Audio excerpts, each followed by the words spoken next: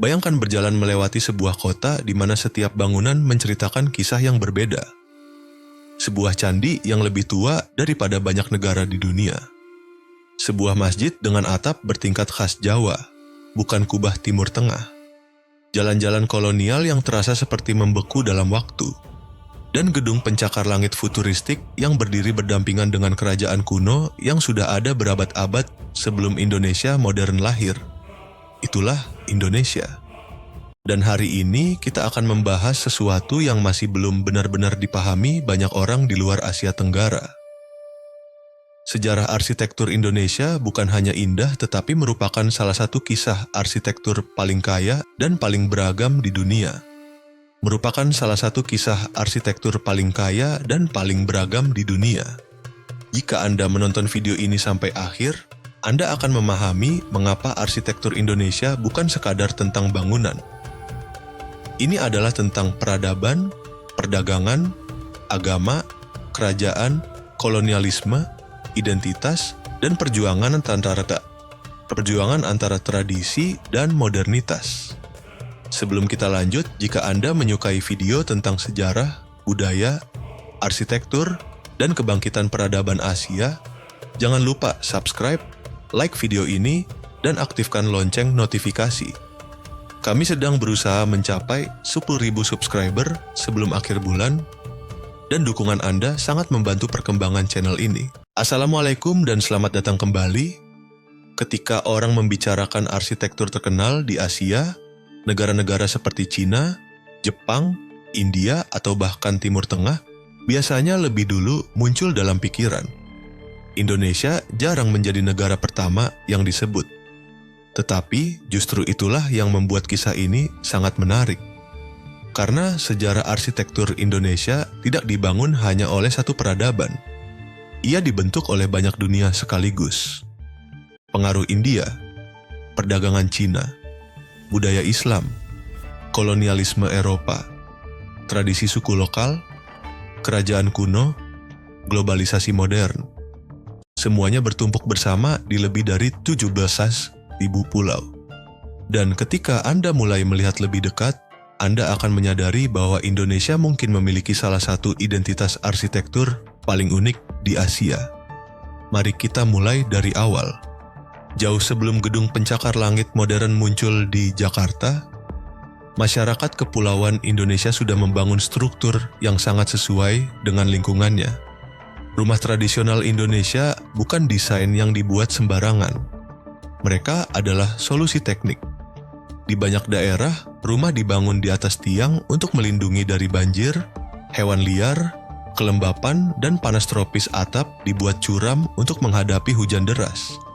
Sistem ventilasi sudah terintegrasi secara alami jauh sebelum pendingin udara modern ditemukan, dan setiap daerah mengembangkan gayanya sendiri. Rumah gadang di Sumatera Barat dengan bentuk atap menyerupai tanduk kerbau. Rumah tongkonan Toraja dengan atap melengkung besar yang sangat ikonik.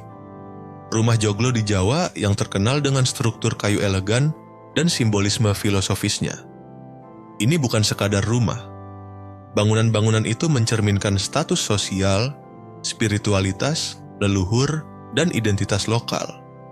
Dan disinilah arsitektur Indonesia menjadi sangat berbeda dibandingkan banyak kota modern saat ini.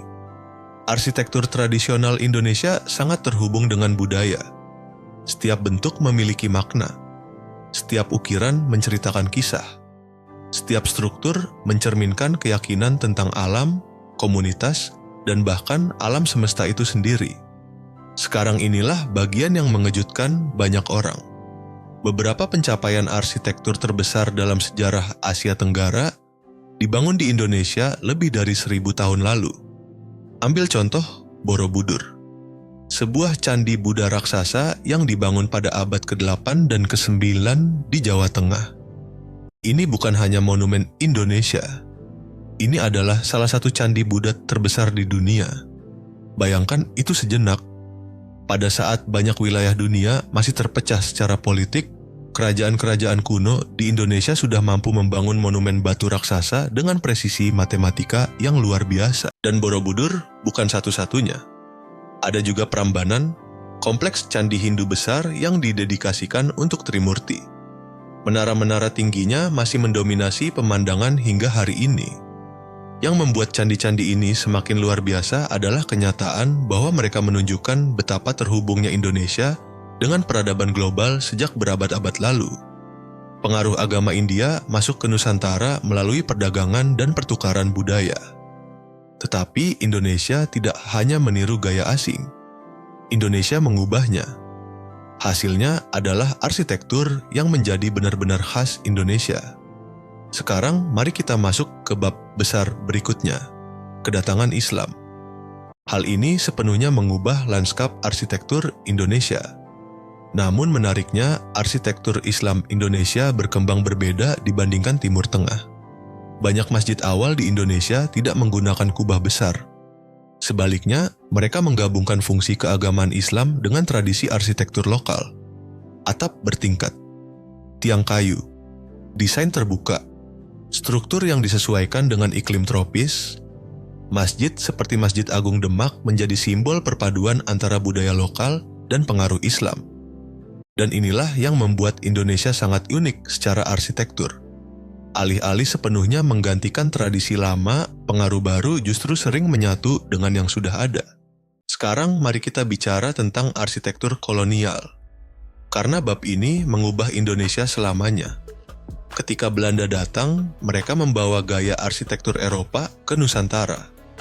Tiba-tiba kota-kota Indonesia dipenuhi kantor kolonial, gereja, stasiun kereta, pelabuhan, dan gedung pemerintahan.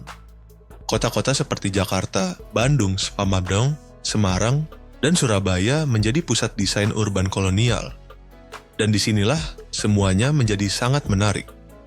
Pada awalnya, bangunan bergaya Eropa kesulitan menghadapi lingkungan tropis Indonesia. Cuacanya terlalu panas dan lembab. Maka, para arsitek mulai beradaptasi secara perlahan.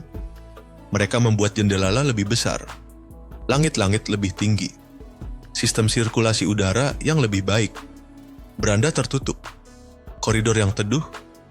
Akhirnya muncul gaya hibrida unik yang kadang disebut arsitektur Indis. Desain Eropa yang dipadukan dengan adaptasi tropis.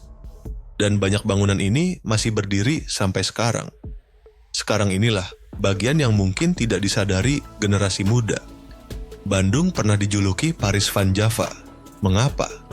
Karena pada awal abad ke-20, kota ini menjadi salah satu pusat arsitektur Hindia Belanda.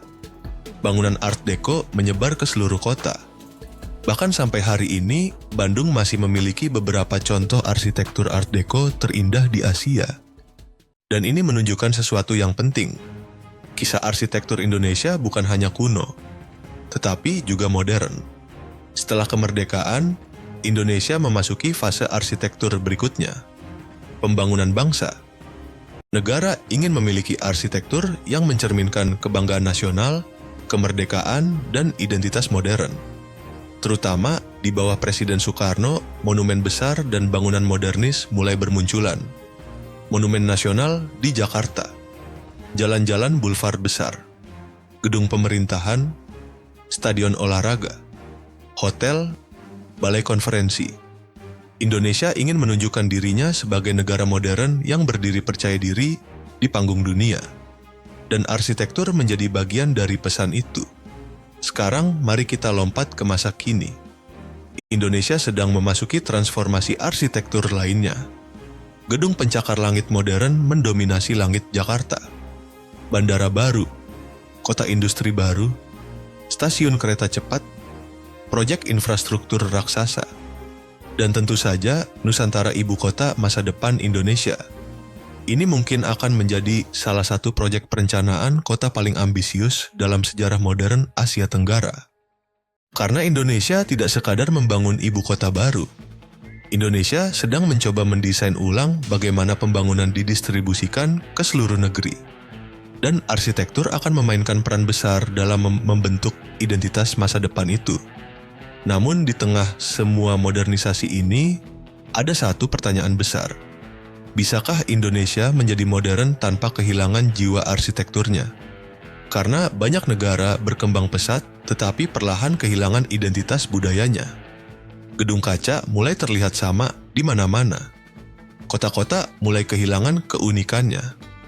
Tetapi Indonesia masih memiliki sesuatu yang sangat berharga. Keberagaman arsitektur yang berakar pada peradaban berabad-abad.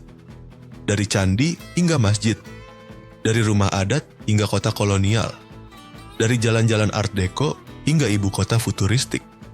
Arsitektur Indonesia menceritakan kisah salah satu bangsa dengan lapisan budaya paling kaya di dunia. Dan mungkin itulah rahasia sebenarnya. Bangunan-bangunan Indonesia bukan hanya struktur fisik. Mereka adalah catatan sejarah yang dibuat dari batu, kayu, baja, dan ingatan. Jika video ini memberi Anda perspektif baru tentang sejarah arsitektur Indonesia, jangan lupa like video ini, bagikan kepada teman-teman Anda, dan subscribe untuk lebih banyak konten tentang sejarah, infrastruktur, budaya, dan kebangkitan peradaban Asia. Karena terkadang, untuk memahami kemana sebuah bangsa akan pergi, Anda harus terlebih dahulu memahami kisah yang tersembunyi di dalam bangunan-bangunan yang telah mereka tinggalkan.